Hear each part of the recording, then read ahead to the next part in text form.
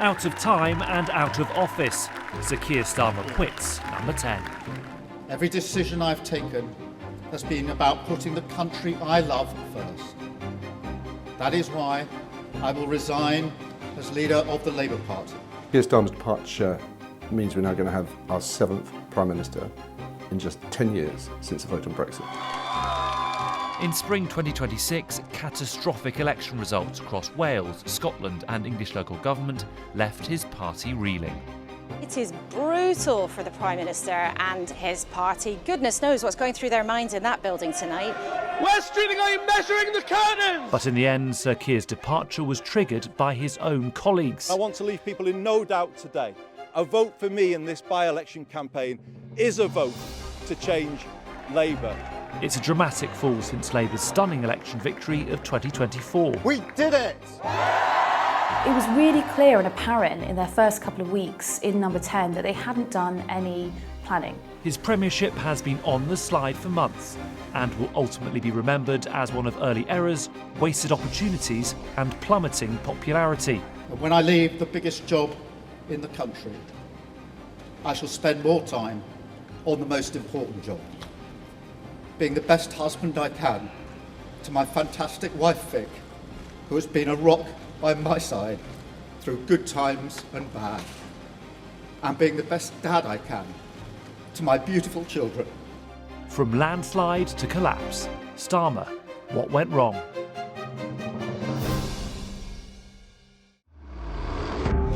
Should the Prime Minister resign, Mr Lammy? The headlines this morning: Sir Keir Starmer's premiership is hanging by a thread, with the cabinet split on his future and more than 70 MPs urging him to say when he'll stand down. 12th of May 2026, unwelcome news for Sir Keir Starmer. Can you believe it has come to this? Yet more chaos. Can he plough on? Is there any way through? Labour's local election losses land hard and in rapid succession as 4 ministers quit. However, Keir's supporters remain defiant in his ability. It's been 24 hours now, and nobody has come forward to put themselves forward in the processes that exist in the party. No one seems to have the names to stand up against Keir Starmer. Then, just days later, Health Secretary Wes Streeting walks out. His resignation letter is stark. Where we need vision, we have a vacuum. Where we need direction, we have drift. Questions begin over his leadership ambitions. This is not the picture that Keir Starmer wanted to paint or portray. It just looks absolutely terrible. A lot of the reason that people lent him their vote after the previous Conservative administration was because they wanted stability.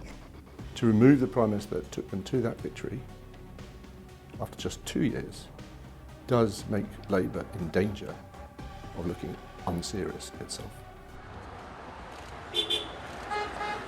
Sir Keir resists, but pressure continues to grow until a moment that electrifies the party. Andy Burnham, the Mayor of Greater Manchester, announces he'll stand in the Makerfield by-election, a route back to Westminster. If I get your support, I would seek to represent you at the highest possible level and give this constituency maximum power and influence. I think Wes Streeting seems to have launched a leadership contest, so if that is running, I would seek to join it. Burnham Andrew Murray, commonly known as Andy Burnham, the Labour and Cooperative Party, 24,927. Good morning, it's Friday the 19th of June. Our main story: Andy Burnham has won the Makerfield by-election with a resounding victory. It marks his return to Westminster and paves the way for him to challenge the Prime Minister for the Labour Party leadership. But I do say to my own party, this is a final chance to change. This is what people said directly to me on the hundreds of doorsteps that I stood on. We must hear it, we must act upon it, and we must get it right. There will be no second chance. Burnham, highly popular with large parts of the Labour Party, now could re-enter Parliament, meaning he'd be eligible for the top job. Well, there isn't a leadership contest at the moment. There isn't one at the moment. But as I've said on many, many occasions, I don't think that's a good thing for the country, to plunge us into chaos. But in the days following the victory, Starmer's power started to slip away. Is it still true that he would fight a leadership challenge?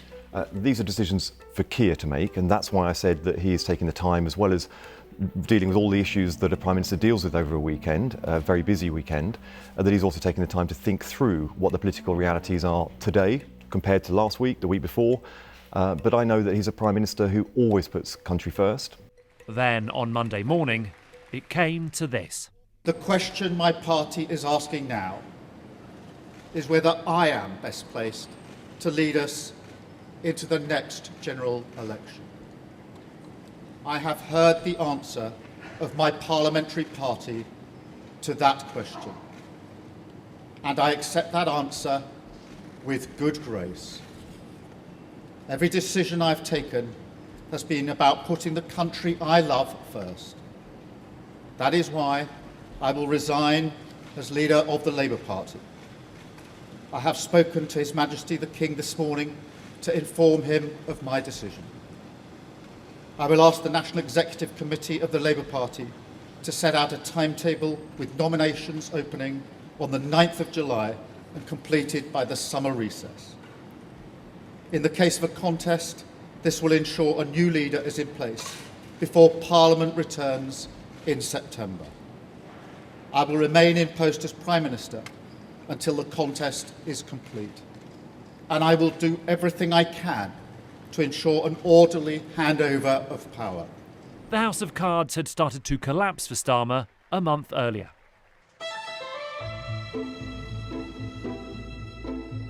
Labour has suffered huge losses after millions of people went to the polls. May 2026, local elections in England and elections to the Scottish and Welsh Parliaments are a disaster for Labour.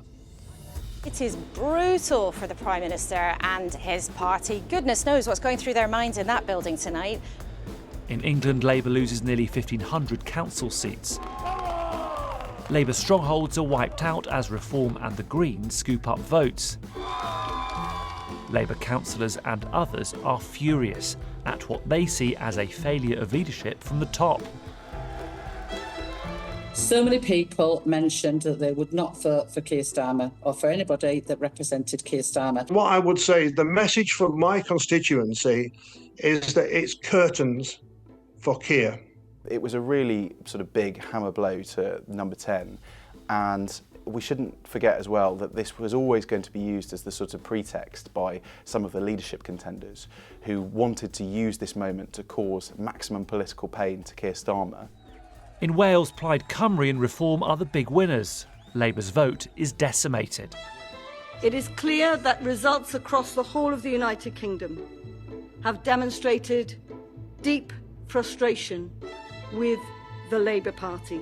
It's the first time that Labour wasn't the biggest party there in over a century, and it represented the party almost having lost the sort of heartbeat in its heartlands. Now, Keir Starmer oversaw the last remnants of industry in Wales, which was Tata Steel, and the closure of that plant, which lost nearly 2,000 jobs. And that was a real kick in the teeth for Wales, because they were expecting to have this sort of Labour handshake, where they would finally be put on the main stage in a way that they had not felt they had been for quite some time. In Scotland, an unprecedented fifth term in government for the SNP as Labour loses seats, becoming the joint second largest party with Reform UK. My party is hurting, we're disappointed, we advocated for change, we didn't win that argument, but it's my job to hold us together, and that's a job I intend to do. A brutal reversal of fortune for the man who, not long before, had secured a monumental mandate. And as Big Ben strikes 10, the exit poll is predicting a Labour landslide. Sir Keir's departure came just 2 years after a spectacular general election victory for Labour. We did it! You campaigned for it, you fought for it, you voted for it, and now it has arrived. Change begins now. It was a sort of celebration unlike any other we've seen since Tony Blair, in that he was walking through a sort of crowd of activists who were waving flags, the Union Jack, and then each of the nations' flags as well. And it became emblematic of the sort of the celebration that the Labour movement had.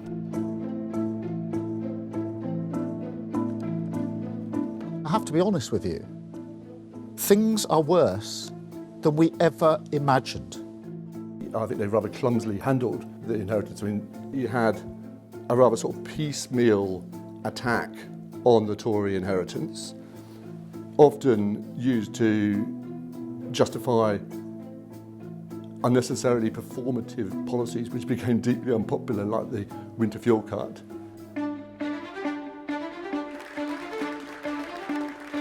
Rachel Reeves.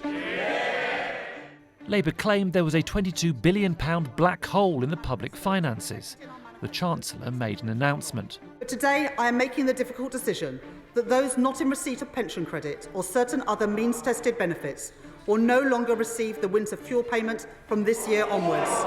Do not make our pensioners pay. After backbench Labour MPs threatened revolt, there was eventually a U-turn. More revolts and more U-turns were to follow. What's interesting is the Conservatives did this all the time. The Conservatives would focus group a policy idea in the newspapers, and if it didn't go down swimmingly with the public, someone would come out the next day and say, we never said we were going to do that, and not implement the idea. Whereas if it went down well, they would actually carry it out. What Keir Starmer has done is play out everything on the main stage, and so there's no room for fault. I want to bring you some breaking news from here in the UK that's been coming into us in the last short while. News that several people have been stabbed in Southport. Just weeks in, tragedy struck. 3 young girls were murdered in a knife attack at a dance class, with 10 more seriously injured. Our thoughts and condolences with the victims, their families, their friends and the wider community. Misinformation on social media, including false claims that the killer was a Muslim asylum seeker, sparked disorder. As a former chief prosecutor and somebody who does care deeply about community cohesion, it allowed Keir Starmer to sort of come into his own. More than 1,800 people were arrested. Critics argued that the response had been unduly harsh. It's not protest, it's not legitimate, it's crime, violent disorder, an assault on the rule of law and the execution of justice. And so, on behalf of the British people, who expect their values and their security to be upheld, we will put a stop to it. Thank you, Conference.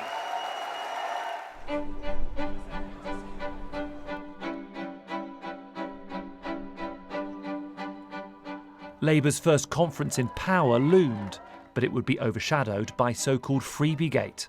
Effectively, it was the Prime Minister himself and other cabinet colleagues taking gifts, hospitality from Labour donors, the most prominent of which was Lord Ali. Now, he was somebody who had donated to Keir Starmer's leadership campaign, and it eventually emerged, had purchased clothes for the Prime Minister, glasses, and also clothes for his wife, Victoria Starmer. The same was true for Angela Rayner. Morning, with us live for the first time on a Sunday morning, the Deputy Prime Minister, Angela Rayner. Welcome to you. All looks a bit messy, doesn't it? Not the start you'd have wanted. We're all working really hard. Did you take a nice previous Prime Minister? They'd spent the 2 years before that telling the public that the Conservatives are on the make or on the take, and they shouldn't be allowed to do it while they're in government. And then it was the first thing they did when they got into power. In the end, the Prime Minister was forced to pay back more than £6,000. We came in as a government of change. We are now going to bring forward principles for donations because until now, politicians have used their best individual judgment on a case-by-case basis. I think we need some principles. By October, the Prime Minister's Chief of Staff handed in her notice. Some breaking news for you now. Sue Gray has resigned from her position as Downing Street Chief of Staff. That followed reports of disquiet within government over her methods and dismay over the news she was paid more than Starmer. Clearly there are people who are very unhappy within your team, and I'm wondering whether you've got a grip on that and whether you're the one in control here. I'm completely in control and focused, and every day the message from me to the team is exactly the same, which is we have to deliver. More resignations followed, leaving the leader who vowed to restore order facing mounting turmoil within his own administration. Controversy over Sue Gray in those first few weeks and months almost defined the character of this government. You get elected on this big promise of change, and yet what's the first noise that comes out of Downing Street? It's where's my desk, what's my job title, where's my pay rise? I hate Sue Gray, I really hate Sue Gray, let's get rid of Sue Gray. And I think for many people watching from the outside, that was a government talking about itself.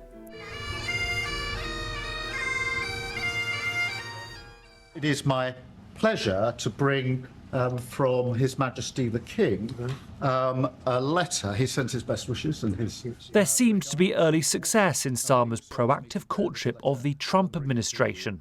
So can I present a letter from the King to you? Thank you very much. Am I supposed to read it right now? Yeah, please do. With the backdrop of the US wavering on NATO, Starmer made a bold move. Our main story this morning, President Donald Trump says that the UK could avoid tariffs and secure a trade deal with the US very quickly, following talks with Sir Keir Starmer in Washington.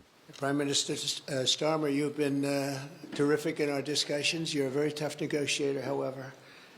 I'm not sure I like that, but that's okay. Very, very special person. That relationship later disintegrated when Starmer refused to allow the US use of UK military bases for offensive strikes on Iran. Allies of the PM said this was proof he got the big calls right. I want to be very clear. We all remember the mistakes of Iraq, and we have learned those lessons.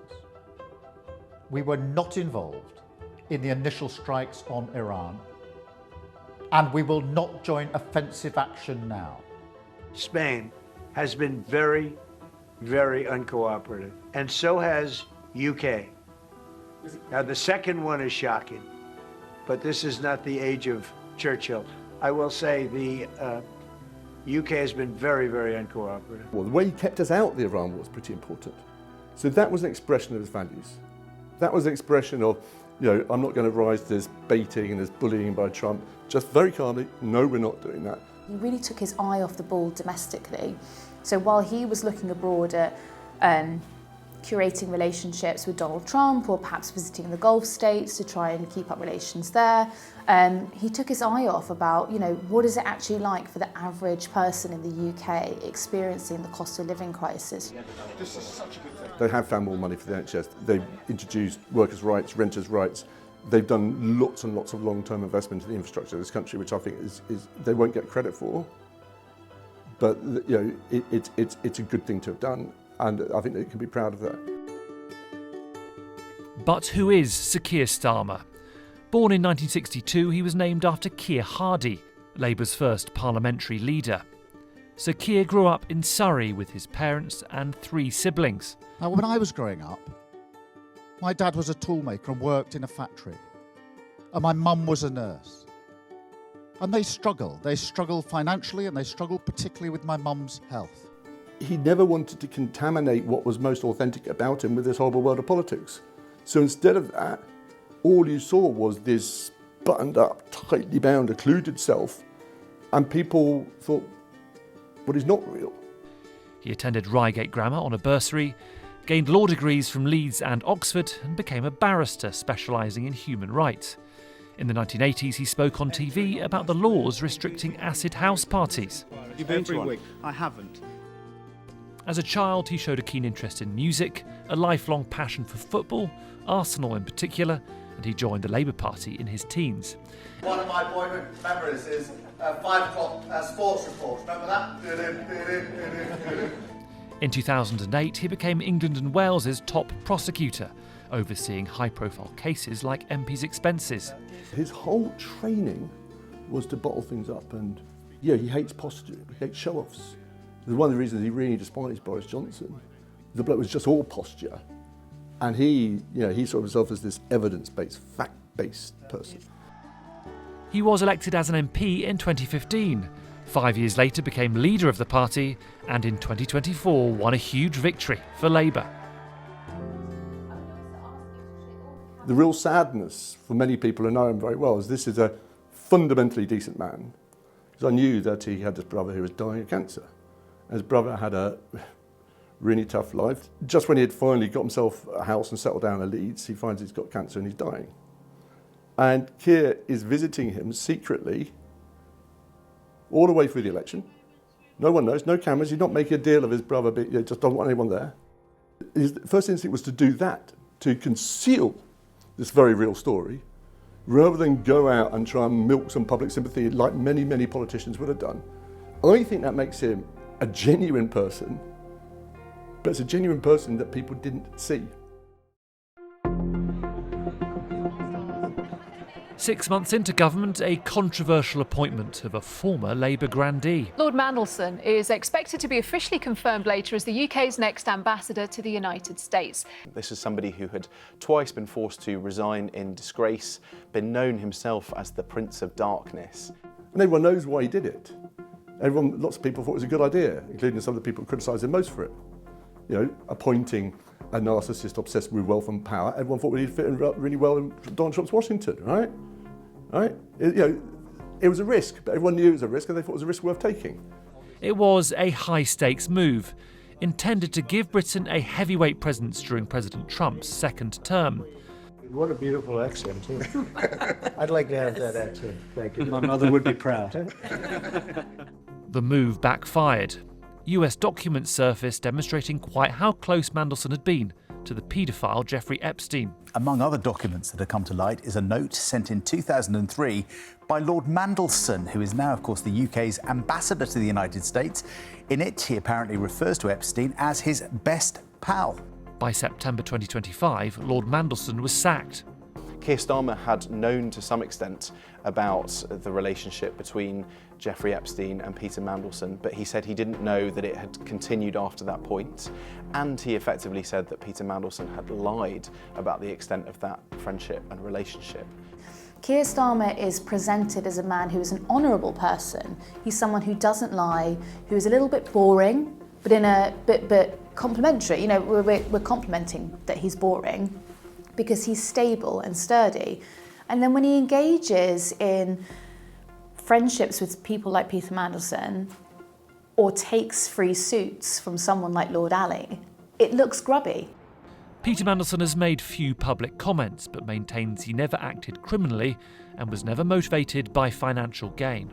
Like very many people, I took at face value what he said. With hindsight, with fresh information, many years later, we realised that we had been wrong to believe him. He's a charismatic criminal liar. But the focus quickly shifted from the man himself to the people who let him through the door. Had I known then what I know now, I'd have never appointed him. Pressure was mounting on Starmer. I think increasingly, I'm sorry to say, just doesn't seem up to the job. Things need to improve, and I think that's plain to see. A row over the vetting process saw Foreign Office Chief Ollie Robbins lose his job. The Prime Minister has said he takes full responsibility and has sought to own up to some of the actions that have resulted from his decision to appoint Peter Mandelson. But so far, he hasn't carried the can, and I think there will be lots of Labour MPs who think that he should be ultimately responsible for owning up for the mistake that was the Peter Mandelson saga, but a litany of other errors. I would argue that actually Peter Mandelson and Morgan McSweeney have become names more infamous than Keir Starmer's during his own premiership. This was the government promising to end volatility. After 14 years of Conservative rule, the mandate was for a return to the quiet work of governing. There's always been infighting. It's when it's got to the main stage that it is particularly damaging for the Labour Party, because looking around the world and other countries looking at us, it just looks absolutely terrible, especially as Keir Starmer purported to be the man who was strong, stable. After just 2 years in power, Sir Keir Starmer's departure leaves questions about who can lead the country. It's incredibly damaging for the public to see such a high turnover of Prime Ministers. In a two-party system that's being put so incredibly under strain, they put a lot of trust and faith in the Labour Party to deliver this one-word slogan of change at the last election. And the sort of benefit and downside of it was that it meant everything and nothing. He achieved something remarkable in turning round his party's fortunes fast, but he failed to do the same with his country, and the speed of that failure has been remarkable too.